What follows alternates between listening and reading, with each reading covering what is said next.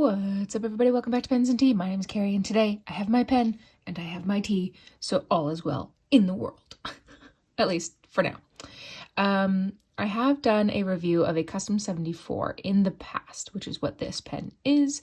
It was the all clear version, so the complete demonstrator. This is clearly the blue, and I believe I had a fine nib on it. So if you want to check that out, take a look at my YouTube page, and it will be there. It is a very old review. So if you want to see what I look like several years ago, feel free to check that out. So I have a blue pen and I have a blueberry tea. This tea is blueberry from a company called Wise Tea.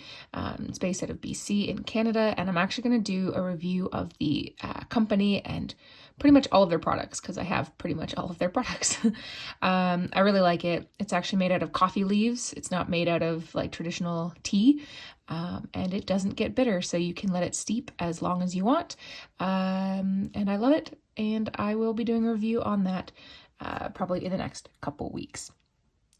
But today we're going to be talking about the Pilot Custom 74. This is the blue version. There is a new color coming out that's a forest green that I definitely have my eye on, and I'm very interested to see what that is like. But this pen is something that I decided to pick up after getting rid of the clear version. I had like a bunch of Pilot pens, and then I kind of fell out of love with Pilot and, was exploring some others during, this fountain pen hobby of mine. So much like the Kaweco Sport, I sold the ones I have. I decided to pick one up again, fell madly, deeply in love with it. And this is sort of the same story with the Pilot. I was obsessed, as you are very aware if you watch my channel a lot, I'm obsessed with the 823, which I have just to my right. I am obsessed with this pen, and actually I just bought the smoke version. It just hasn't arrived at my house yet, and I will be doing a comparison video between the two in the next couple weeks as well. So be on the lookout for that, hit the subscribe, all that stuff to see it. But I wanted to pick this up again, and I specifically went with the medium nib because I have the medium nib on the 823. So I wanted to be able to directly compare them because they do actually feel different in use. But the 823 smoke that I just picked up, I did get a fine nib. Anyways, this is a lot of rambling before we even get into the pen. So it's got sort of see-through, translucent black finials on the top and the bottom, the typical Pilot clip with the ball on the end, which is basically a love it or hate it. I don't mind it, clearly. It's pretty tension filled, so it will clip on to anything and never let go, Jack. Just says Pilot on the actual clip itself. You can see here, you can actually see the nib through the cap. There is a sort of smoke insert on the inside of the cap that does keep it from getting like dried out. You can actually see a little bit of ink that's on the inside of the cap, which probably came from when I flicked this really hard. But I like that it doesn't get dried out. On the bottom part of the actual cap itself, it just says Pilot, made in Japan, a little star, Custom 74, a little star, and that's it. The barrel itself is pretty straight. It does taper a little towards the end, but it's pretty straight. I have the medium sticker on it denoting what nib size it is. I don't know why, but I like to keep it on my Pilot pens. I don't know why. I did take it off my 823 though. And then it kind of comes down. You can actually see the converter on the inside, which if we unscrew, it is a screwed pen. We can take a look at the grip section if I can speak English. So it is a smoke black grip section that matches the finials. That leads to some threading here that's very smooth. It's very shallow. You really don't feel it much at all. Sorry, I just knocked the camera. And you have a silver trim ring in between the two. And then of course you have the number 5 size nib, 14 karat gold, with all of Pilot scroll work and a plastic feed. If you head over to my Instagram, which is just Pens and Tea, I've done some macro photography of this nib, so you can really take a look at that. Screw off the barrel. It has metal inserts here, and then you see the actual converter. This is their larger converter. This is the Con 70, which is a push converter. So you literally just push this button and it sucks up ink through the breather hole instead of screwing. Excuse me. Instead of screwing a traditional converter, you just push the button a few times and it fills it right up. And that's about it. It's a pretty simple design, fits well in my hand. My thumb does rest over the threads, but I cannot feel them at all.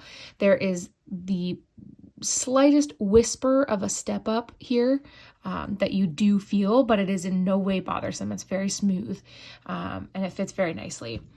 You can post it and it posts quite securely. It does become slightly back weighted for me, but I think if you had slightly larger hands, you would actually want to post the pen. I just typically don't post mine, so I'm a little more sensitive to the way that posting feels. As far as screwing on the cap, if I can screw it the right way, it takes about 1.5 turns. For those who are curious. We're about to head over into a writing sample, but before we do that, I just wanted to show the ink that I have in it today. It is Northern Twilight from KWZ, and it is from the Toronto Scriptus Pen Show in 2016. So it's a very, very dark blue. I just put on hand cream, and that was very difficult to open. It's a very, very dark blue that does have a little bit of sheen, but it is pretty dark, and I like it quite a bit. And of course it has the vanilla smell that pretty much all KWZ inks have, and I adore that. So I'm going to take a sip of tea and we're going to head into the writing sample.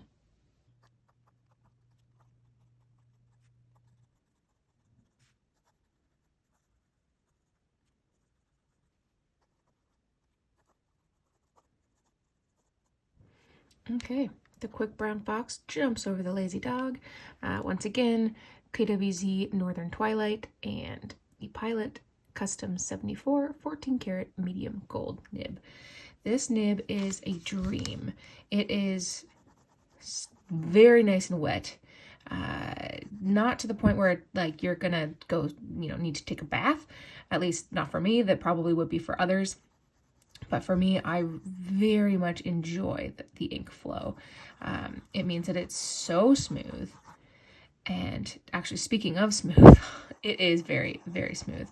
It doesn't write under the weight of itself, but it's a fairly light pen. But you need very little pressure in order to actually get it to write. So regular, pushed, and you're good to go. So you can get some line variation, but this nib is an interesting little fella. It is not really going to get you a tremendous amount of line variation, but it does have a super responsive feel.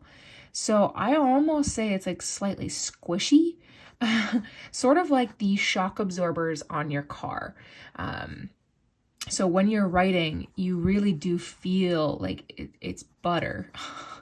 It's hard to describe. If you can pick one up, I highly recommend it. Reverse writing doesn't really work that well. It is not super scratchy, but I mean, it doesn't really work. Fast writing, I've never had any hard starts, any skips, anything like that. It is a little bit drier on the upstroke than it is on the downstroke, as you can tell here. But I kind of like it. This is a love-hate thing, I think, with a lot of people, because on the upstroke, like I said, it's a little bit drier. On the downstroke, it's a little bit wetter. I actually enjoy that. And the reason I do is because when you're writing in cursive, it does almost have a natural built-in line variation. But what I actually really like is that it almost, for inks that don't have a lot of shading, it almost fakes shading. And I appreciate that about this pen, and I really like it. And I have a feeling that I'm not going to ever sell this pen. I have a feeling it's going to be in my collection forever and ever and ever. Like I said, I do plan on picking up the forest green. Just haven't decided on the actual nib size yet. So thank you guys for watching. I very much appreciate it. If you like this video, hit that like button. If you really liked it but haven't yet done so, do hit that subscribe. New videos come out every Monday and Friday, and the occasional Q&A on Tuesdays or Thursdays. Hit that like button, the bell button, all the things that YouTubers say. But as always, I will see you next time. Bye.